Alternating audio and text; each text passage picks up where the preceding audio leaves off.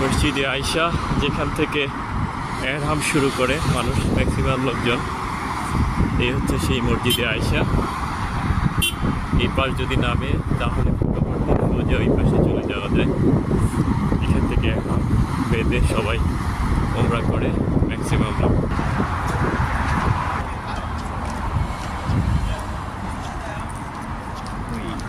ওইটা হচ্ছে মিকাতের সীমানা।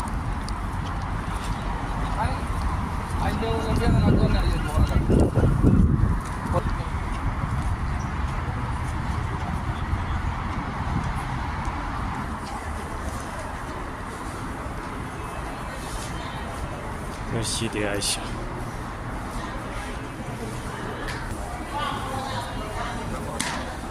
বিসমিল্লাহ ওয়াসসালাতু ওয়াসসালামু আলা রাসূলিল্লাহ। আল্লাহুম্মা ইফতাহ লি আবওয়াবা রাহমাতিক। এই হচ্ছে মসজিদে আয়েশা, যেখানে এসে 2 রাকাত সুন্নাতুল ইহরাম নামাজ পড়তে হয়।